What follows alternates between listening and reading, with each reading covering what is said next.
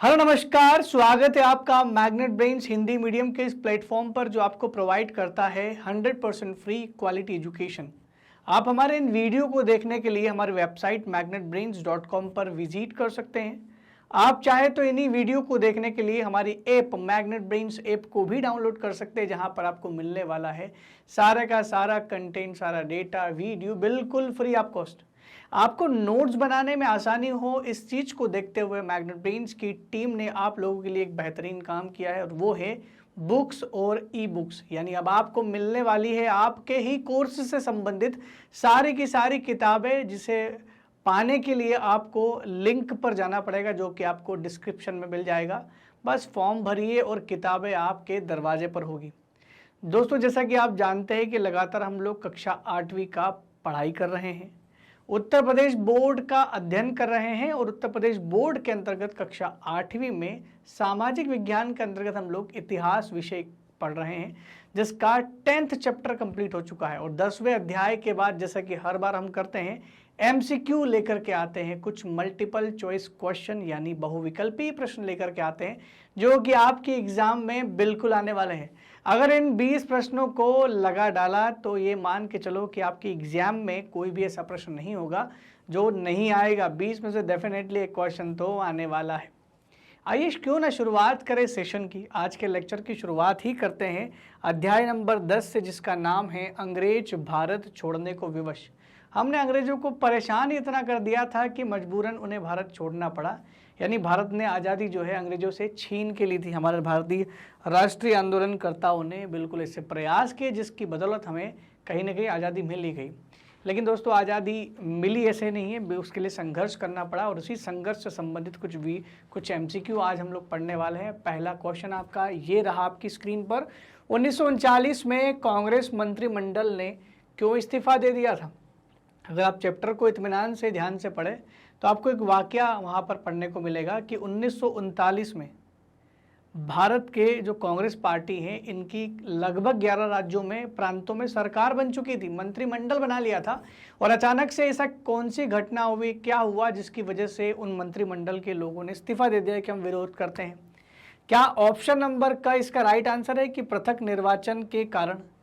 क्या इसलिए उन्होंने इस्तीफा दे दिया था कि द्वितीय गोलमेज सम्मेलन में अनुसूचित जाति जनजाति को इन्होंने पृथक निर्वाचन दे दिया था, 1935 के एक्ट में भी दे दिया था, क्या उस वजह से करें? या ऑप्शन नंबर ख, द्वितीय विश्व युद्ध में शामिल होने के कारण, जबरदस्ती भारतीयों को द्वितीय विश्व युद्ध में धकेला जा रहा था, क्या यही कारण था जिसकी वजह से उन्होंने इस्तीफा दे दिया? ग वाला, पूर्ण राज्य न देने के कारण। हम लोग लगातार पूर्ण राज्य, पूर्ण स्वराज की मांग कर रहे थे और इन्होंने हमें पूर्ण स्वराज दिया ही नहीं, तो हो सकता है हम लोग इसलिए खफा थे। क्या ऑप्शन नंबर घ, पाकिस्तान की मांग के कारण? क्या पाकिस्तान की मांग की वजह से हमने कांग्रेस मंत्रिमंडल ने इस्तीफा दिया था? दोस्तों, चारों के चारों ऑप्शन अगर आप ध्यान से देखेंगे तो चारों के चारों ऑप्शन से एक चीज तो समझ में आ जाती है कि इन चारों ऑप्शन में से एक भी ऐसी ऑप्शन नहीं है जिससे हम लोग खुश होंगे। ये चारों के चारों ऑप्शन का विरोध ही करते थे, लेकिन फिर भी एक घटना हुई जिसकी वजह से इस्तीफा देना पड़ा, और वो था सेकंड वर्ल्ड वॉर। 1939 में हिटलर ने पोलैंड पर आक्रमण कर दिया और दुनिया में शुरू हो गया दूसरा विश्व युद्ध। इस दूसरे विश्व युद्ध में एक तरफ थे अंग्रेज, दूसरी तरफ थे जर्मनी का खेमा। तो अंग्रेजों को लड़ने के लिए सैनिकों की आवश्यकता थी और अंग्रेज के पास सबसे बड़ा कॉलोनी यानी गुलाम देश था भारत, जिसमें सबसे ज़्यादा सैनिक थे। उन्होंने कांग्रेस से बिना पूछे, हमसे बिना पूछे हमें द्वितीय विश्व युद्ध में लड़ने के लिए धकेल दिया। बस इसी बात से नाराज थे कांग्रेस वाले, क्योंकि कांग्रेस वाले चाहते थे कि हम द्वितीय विश्व युद्ध में इनका साथ नहीं देंगे, क्योंकि हम साथ तभी देंगे जब हमें स्वराज मिलेगा, और ये स्वराज देने को तैयार नहीं थे। तैयार क्या था, हमसे पूछा ही नहीं, हमको युद्ध में ले लिया। तो बस जबरदस्ती दूसरे विश्व युद्ध में शामिल होने की वजह से कांग्रेस मंत्रिमंडल ने इस्तीफा दे दिया। किस चीज से इस्तीफा दे दिया? मंत्रिमंडल से इस्तीफा दे दिया। तो राइट आंसर आपके सामने क्या है? ख इज दी राइट आंसर। चलिए बढ़ते हमारे अगले प्रश्न यानी प्रश्न क्रमांक 2 की तरफ। विनोबा भावे किस लिए प्रसिद्ध है भाई? विनोबा भावे का नाम अगर आपने सुना है तो किस लिए प्रसिद्ध है? क्या क वाला ऑप्शन व्यक्तिगत सत्याग्रह के लिए, ख वाला ऑप्शन उग्र विद्रोह के लिए, घ भूख हड़ताल, घ सशस्त्र विद्रोह? अरे ये तो गांधीवादी व्यक्ति थे। विनोबा भावे साहब गांधी जी के बहुत चहेते व्यक्ति थे और गांधी जी को बहुत फॉलो करते थे। अब जो गांधी जी को फॉलो करेगा, उनकी विचारधारा को फॉलो करेगा, वो उग्र तो हो ही नहीं सकता। गांधी जी को जो फॉलो करेंगे वो सशस्त्र विद्रोह भी नहीं कर सकता। वो क्या कर सकते हैं, वो व्यक्तिगत सत्याग्रह कर सकते हैं या व्यक्ति सत्याग्रह कर सकते हैं, भूख हड़ताल भी कर सकते हैं। लेकिन व्यक्तिगत सत्याग्रह के लिए, व्यक्ति सत्याग्रह का मतलब भी वही है, व्यक्तिगत सत्याग्रह ही होता है। व्यक्तिगत सत्याग्रह के लिए फेमस हो गए थे वो। एक और उन्होंने आंदोलन चलाया था, उसका नाम था भूदान आंदोलन, इसलिए फेमस हुए थे। तो विनोबा भावे को बिल्कुल जो है लाइकली मत लेना, बहुत बड़े और बहुत नामी गिरामी आदमी थे। आपको पता है हमारे एशिया में नोबेल पुरस्कार किसको बोलते हैं? वैसे तो नोबेल पुरस्कार का नाम सब जानते हैं, लेकिन एशिया की बात करें तो एशिया का नोबेल जो कहा जाता है वो कहा जाता है रेमन मैग्सेसे पुरस्कार को। रेमन मैग्सेसे पुरस्कार को, जो कि फिलीपींस की सरकार देती है। रेमन मैग्सेसे पुरस्कार फिलीपींस की सरकार देती है, चाहे वो पत्रकारिता के लिए दिया हो, समाज सेवा के लिए दिया गया, राजनीति में अच्छा काम करने के लिए दिया गया हो, तो बहुत सारे अच्छे बहुत लेजेंडरी पर्सन को दिया जाता है। और भारत की तरफ से पहली बार अगर रेमन मैग्सेसे पुरस्कार किसी को मिला तो वो थे आपके विनोबा भावे। विनोबा भावे वो व्यक्ति थे जिसे सबसे पहले फिलीपींस की सरकार ने, भारत ही में से बोल रहा हूँ, ऐसा नहीं कि पहले ही रोमन मैग्सेसे वाले हो गए, केवल भारतीय लोगों की अगर बात की जाए तो विनोबा भावे पहले व्यक्ति थे। तो मैं इसलिए बता रहा हूँ क्योंकि हर चीज़ कनेक्ट कर रहा हूँ, आपको काम आएगी चीज़ें। राइट आंसर तो आपके सामने है, व्यक्तिगत सत्याग्रह के लिए प्रसिद्ध थे विनोबा भावे। उन्होंने व्यक्तिगत सत्याग्रह चलाया था। क्या होता है ये व्यक्तिगत सत्याग्रह? एक एक व्यक्ति ने अपने अपने क्षेत्र में चलाया था, तो क्षेत्रीय स्तर पर छोटे लेवल पर सत्याग्रह किया गया था। महात्मा गांधी ने भी इस चीज़ को प्रमोट किया था और ये चला था द्वितीय विश्व युद्ध के बाद के टाइम पे। प्रश्न क्रमांक 3 आपका है, ये जरा पढ़ें आप। भारत छोड़ो आंदोलन के लिए कांग्रेस का अधिवेशन कब बुलाया गया था? भारत छोड़ो आंदोलन जब छेड़ा गया था तो उसके लिए कांग्रेस का एक विशेष अधिवेशन बुलाया गया था। बस उसी विशेष अधिनियम में प्रस्ताव पारित करके भारत छोड़ो आंदोलन की शुरुआत की गई थी। तो 19 अगस्त 1942, क्या ये राइट आंसर है? 13 अगस्त 1942, क्या ये राइट आंसर है? या आपका ऑप्शन नंबर ग है 10 अगस्त 1942, या आखिरी ऑप्शन 8 अगस्त 1942। जिस दिन भारत छोड़ो आंदोलन शुरू हुआ था ना दोस्तों, उसी दिन की बात है ये, 8 अगस्त 1942। दूसरे दिन तो गिरफ्तारियां ही हो गई थी। गांधी जी का एक ही नारा था, करो या मरो। करो या मरो के नारे के साथ ही भारत छोड़ो आंदोलन की शुरुआत की गई थी। कांग्रेस ने बिल्कुल साथ दिया और इसने लोगों ने बढ़ चढ़ कर हिस्सा लिया। अंग्रेजों ने दबाने की बहुत कोशिश की, सब कुछ बंद कर दिया था, लोगों को जेलों में बंद कर दिया, यहाँ तक कि महात्मा गांधी साहब को जेल में बंद किया था भाई साहब। तो महात्मा गांधी साहब को भी जेल में बंद कर दिया था। तो राइट आंसर क्या आपका? D is the right answer, 8 अगस्त। करो या मरो का नारा किस आंदोलन में दिया गया था? अभी मैंने इसका उत्तर दे दिया। अगर आप जागरूक हैं और अगर आप प्रश्न क्रमांक 3 को अच्छे से सुन रहे थे तो आपको इसका उत्तर यहाँ मिल जाएगा। क्या करो या मरो का नारा गांधी जी ने असहयोग आंदोलन में दिया था? क्या करो या मरो का नारा भारत छोड़ो आंदोलन में दिया था, सविनय अवज्ञा आंदोलन में दिया था, या सभी में एक ही आंदोलन, एक ही नारा चल रहा था? तो राइट आंसर है भारत छोड़ो आंदोलन में ही महात्मा गांधी ने करो या मरो का नारा दिया था। अब आंसर भी चेक कर लेते हैं। तो आंसर राइट आंसर है ख इज द राइट आंसर, करो या मरो का नारा भारत छोड़ो आंदोलन में ही दिया गया था। प्रश्न क्रमांक 5 है आपका, बलिया का शेर किसे कहा गया? बलिया का शेर, the lion of Ballia. Ballia तो आप जानते हैं उत्तर प्रदेश का जिला है, एक शहर भी है बलिया शहर। तो यहाँ का कौन व्यक्ति जिसे लायन कहा गया? क्या चक्रवर्ती राजगोपालाचार्य को, श्री राजगोपालाचार्य को किया गया था क्या गोपाल कृष्ण गोखले को कहा गया था? देखिए, चक्रवर्ती राजगोपालाचार्य स्वतंत्र भारत के पहले भारतीय गवर्नर जनरल बने थे। मैं आपको बता दूं, इनको सबसे पहले भारत रत्न मिला था। दूसरे गोपाल कृष्ण गोखले गांधी जी के राजनीतिक गुरु थे, ये काफ़ी वृद्ध व्यक्ति थे। चित्तू पांडे और एक थे चित्तू शर्मा। तो चित्तू शर्मा तो कोई व्यक्ति था ही नहीं, वो तो ऐसे ही ऑप्शन में आ गया। बात आती है 3 लोगों की, बलिया का शेर किसे कहते हैं? तो बलिया का, ये तो दोनों शांतिपूर्ण व्यक्तित्व के थे, तो यही है शेर, चित्तू पांडे साहब। इन्होंने क्या किया था, भारत छोड़ो आंदोलन के टाइम की बात थी, तो इन्होंने क्या किया, बलिया शहर से अंग्रेजों को भगा ही दिया वहाँ से, और वहाँ पर एक राष्ट्रीय सरकार की घोषणा कर दी। सरकार भी चलाई इनने कुछ महीने, बाद में अंग्रेजों ने दमन कर दिया, लेकिन एक अकेले मात्र थे जिन्होंने ये सब किया था। तो चित्तू पांडे को ही क्या कहा जाता है? बलिया का शेर कहा जाता है। बाकी बलिया के लोगों से पूछना, वहाँ पर हो सकता है उनकी मूर्ति वगैरह लगाई गई हो, उनको बड़ा वहीं के लोग ज़्यादा जानते हैं। प्रश्न क्रमांक 6 है, भारत छोड़ो आंदोलन को दमन करने की नीति के खिलाफ कितने दिन की भूख हड़ताल की थी?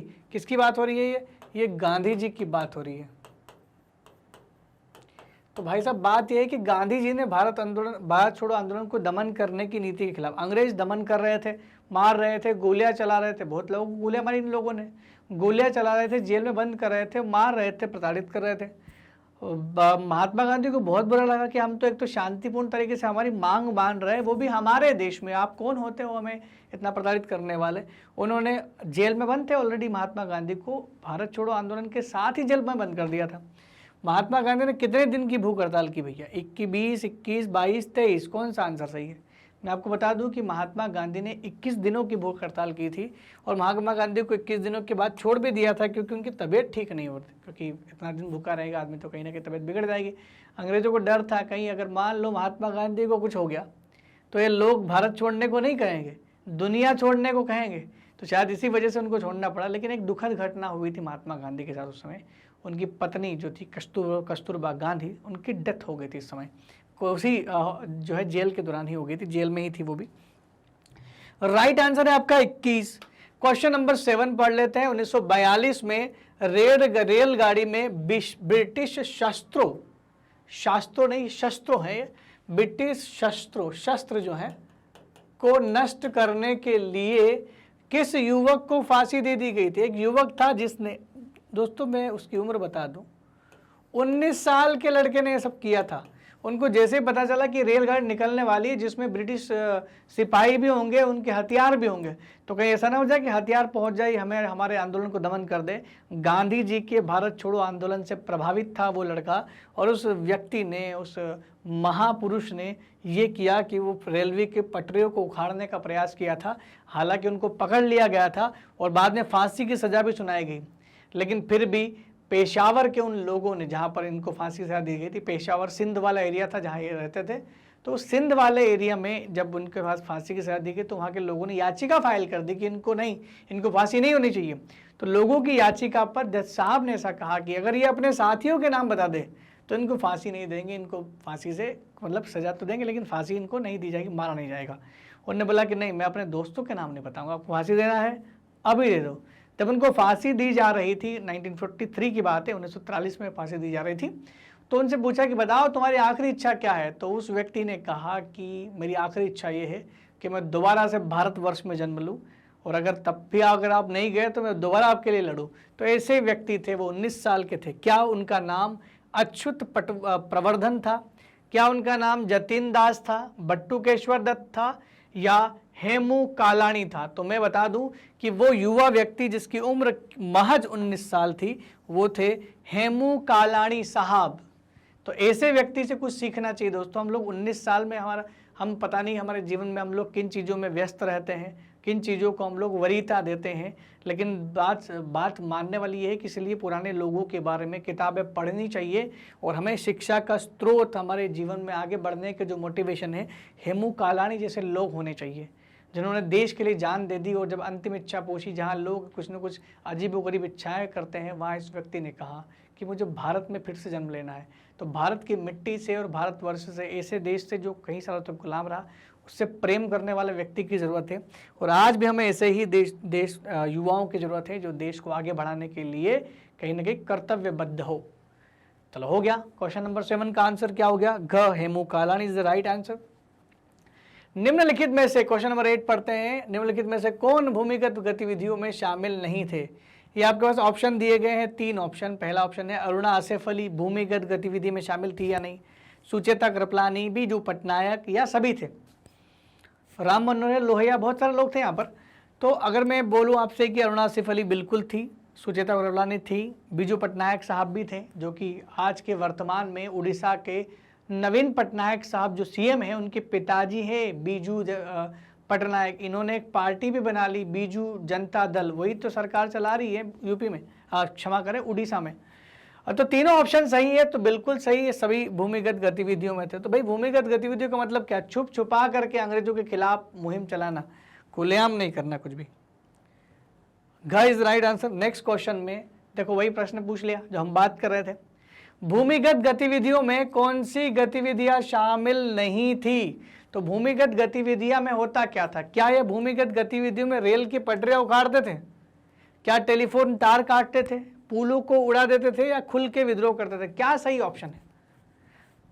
कौन सी शामिल नहीं थी? तो क्या सही नहीं है? पहले सही को देख लो, जो सही नहीं उसको हटा दो।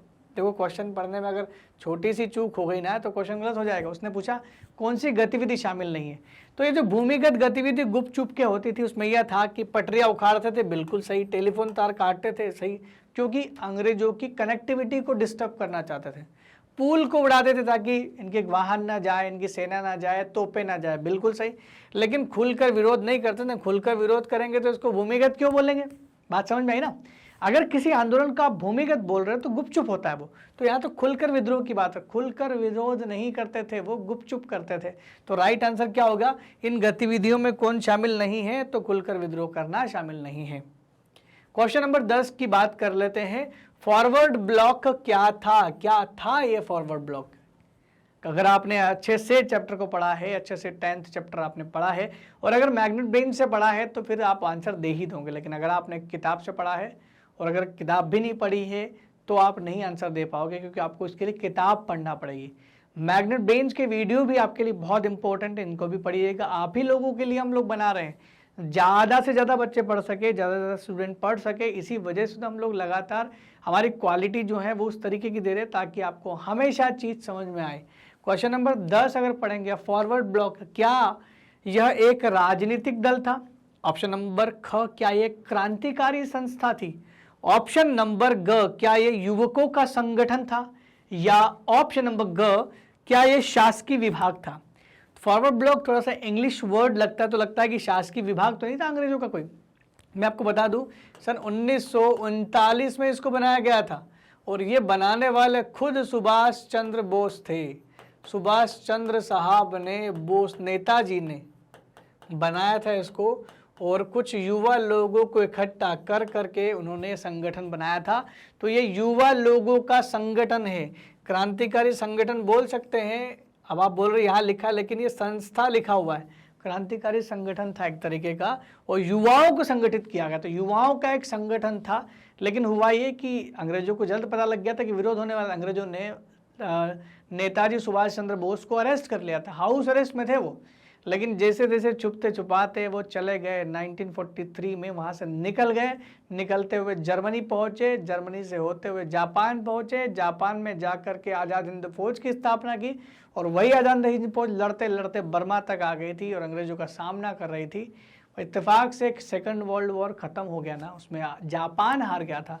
जापान का हमें फुल सपोर्ट था और जापान जैसे ही हारा, हमारा आज़ाद हिंद फौज का मनोबल वहीं टूट गया था और बहुत बहुत परिस्थितियाँ चेंज हो गई थी। आज़ाद हिंद फौज को आत्मसमर्पण करना पड़ा था। लेकिन सुभाष चंद्र बोस कभी इनके हाथ में आए ही नहीं। सुभाष चंद्र बोस और चंद्रशेखर आज़ाद, इनके हाथ ही नहीं आए। तो युवकों का संगठन था दोस्तों ये। क्वेश्चन नंबर 11 की ओर बढ़ते हैं। आजाद हिंद फौज का गठन सुभाष चंद्र बोस ने कहाँ किया था? क्या ऑप्शन नंबर क जर्मनी, बी जो ख है वो जापान, ग है यूएसए और घ है कनाडा। कहाँ किया था? सब जानते हैं जापानी सरकार से काफ़ी फायदा मिला था, लेकिन जर्मनी से हेल्प मिली थी। 50,000 जर्मनी के द्वारा बंदी बनाए गए लोग बिना किसी शर्तों के हमारे साथ शामिल हो गए थे आज़ाद हिंद फौज में। बहुत बड़ी फौज मिल गई थी इनको एकदम से। तो जापान में इन्होंने स्थापना की, ये ध्यान रखना। राइट आंसर है जापान। क्वेश्चन नंबर 12 है, आजाद हिंद फौज के सिपाही सुभाष चंद्र बोस को क्या कहते थे? प्यार से वो लोग कुछ नाम लेते थे। क्या वो लोग सुभाष चंद्र बोस को नेताजी बोलते थे? ऑप्शन नंबर ख, क्या वो महात्मा बोलते थे? ग, बोस बोलते थे या कमांडर बोलते थे?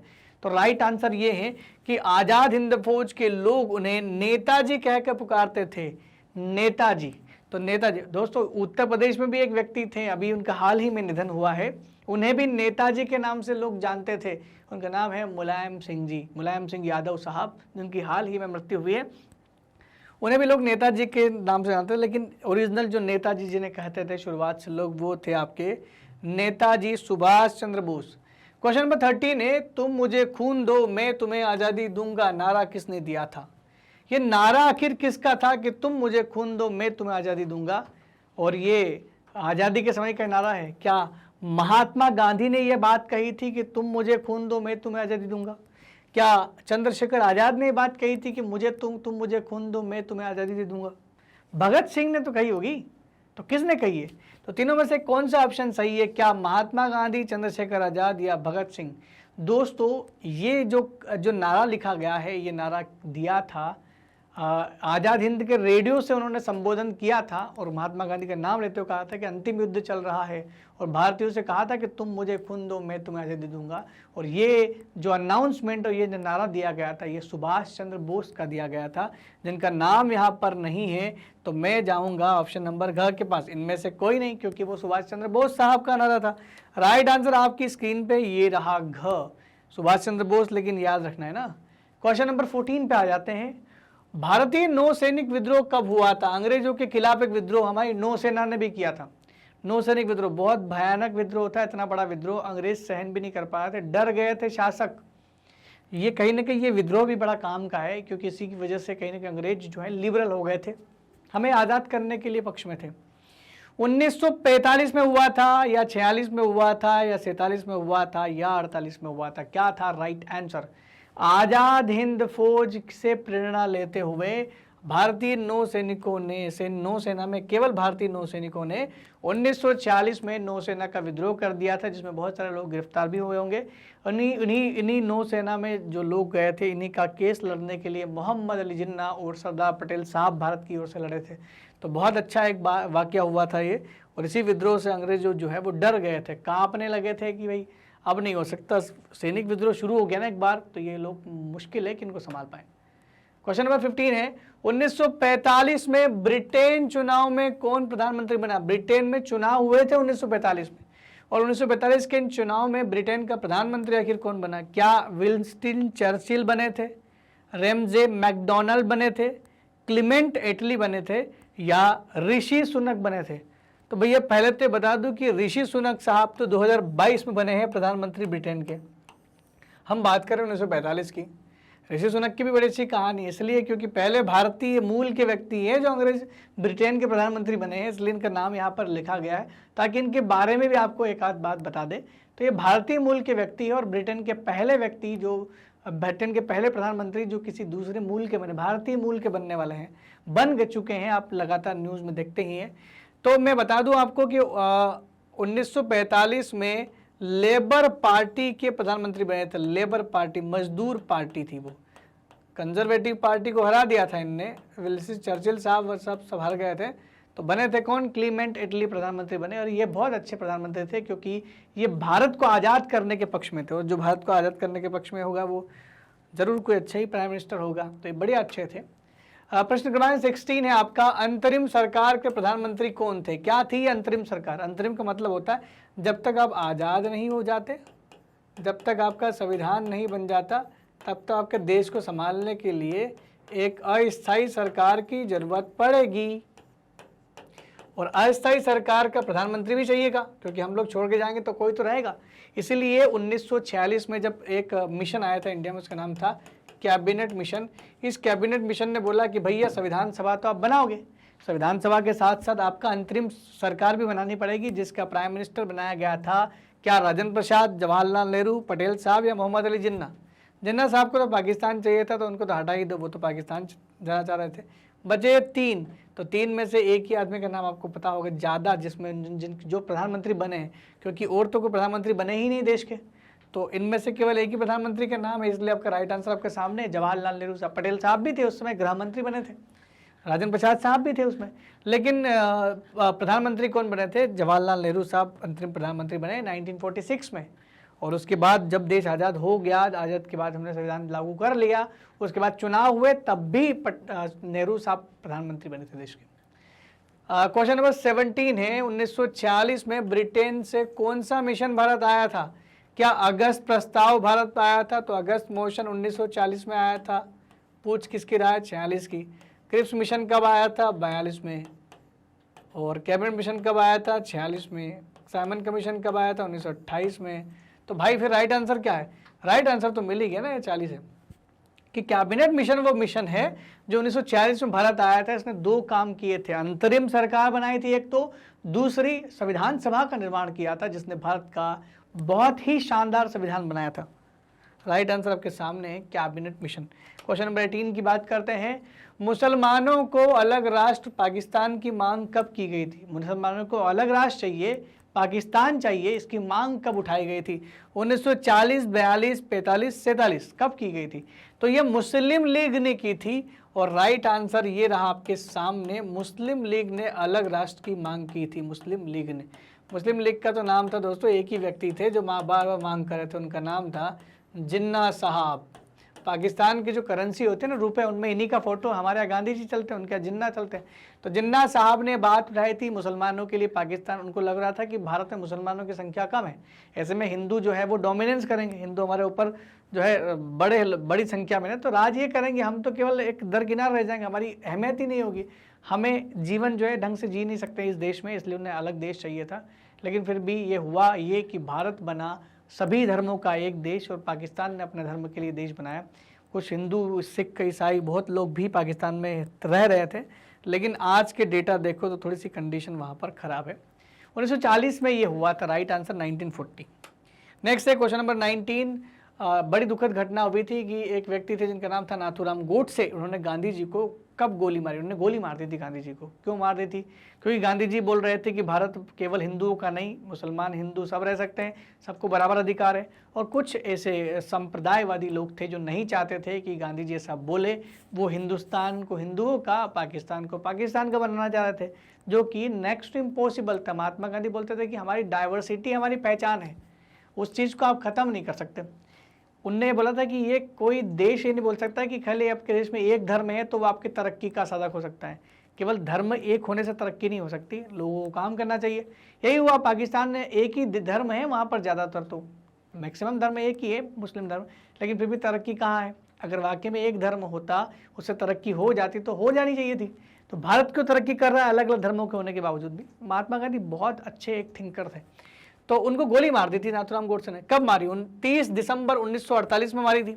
ये बात तो कंफर्म है कि 1948 में ही गोली मारी थी उनको। 30 दिसंबर, 31 जनवरी को मारी थी, 30 जनवरी को या 31 दिसंबर को। तो तारीख तो आपको रटनी पड़ेगी दोस्तों, मैं राइट आंसर बता देता हूँ। 30 जनवरी 1948 को महात्मा गांधी को नाथूराम गोडसे ने गोली मार दी थी।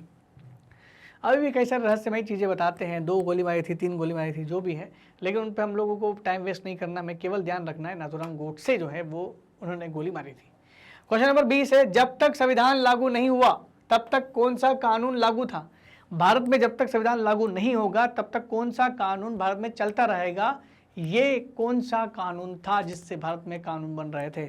भारत शासन अधिनियम 1935 सही आंसर है, भारत शासन अधिनियम 1919 सही आंसर है, या भारतीय स्वतंत्रता अधिनियम 1947 सही उत्तर है, या आपका आखिरी ऑप्शन मॉर्ले मिंटो सुधार 1909 के द्वारा ही शासन चल रहा था। तो मैं आपको बता दूं कि भारत का संविधान जब तक लागू नहीं हुआ तब तक देश में भारत शासन अधिनियम 1935 ही चल रहा था। और एक और कमाल की बात बता दूं कि इसी अधिनियम से 250 आर्टिकल हमारे भारतीय संविधान में लिए गए हैं। तो राइट आंसर ये रहा आपकी स्क्रीन पर क। दोस्तों, मैग्नेट ब्रेन्स एक ऐसा प्लेटफॉर्म है जो आपको सभी प्रकार के वीडियो बिल्कुल फ्री आपको प्रोवाइड करता है। आप चाहे तो हमारी वेबसाइट पर जा सकते हैं magnetbrains.com, सभी चीज़ें आपको फ्री आपको मिलेगी। आप हमारी किताबों को भी मंगा सकते हैं, बुक्स और ई बुक्स के लिंक यहाँ पर दिया गया है। आपके कोर्स से रिलेटेड है तो जल्दी कीजिए, बिल्कुल अच्छी अच्छी किताबें आपको मिलेगी, हमेशा काम आएगी। बहुत सारे कोर्स मैग्नेट ब्रेन्स लेकर के आया है बिल्कुल फ्री। CBSE यानी NCERT जो पढ़ाते हैं इंग्लिश मीडियम में किंडरगार्टन से लेकर के 12th तक, वहीं NTSC, olympiad, CUET, spoken English, CBSE Hindi medium भी हम लोग पढ़ाते हैं क्लास 7 से क्लास 12 तक। यूपी बोर्ड करवाते हैं, बिहार बोर्ड करवाते हैं, बैंकिंग, जेब और केप जैसी परीक्षाओं की तैयारी इस एक लोटे प्लेटफॉर्म से आप बिल्कुल कर सकते हैं। अगर आपको हमारे वीडियो अच्छे लग रहे हैं तो कमेंट करना बिल्कुल भी ना भूलें, और हमारे वीडियो को, हमारे चैनल को लाइक, शेयर और सब्सक्राइब जरूर कीजिए। इतना सब्सक्राइब कीजिए कि देश के कोने कोने तक पहुंच जाएं जो लोग हिंदी मीडियम से पढ़ाई कर रहे हैं, क्योंकि हिंदी माध्यम वाले से किसी से पीछे नहीं है, ये आपको दिखाना पड़ेगा। ठीक है दोस्तों, तब तक के लिए दोस्तों धन्यवाद, थैंक यू वेरी मच।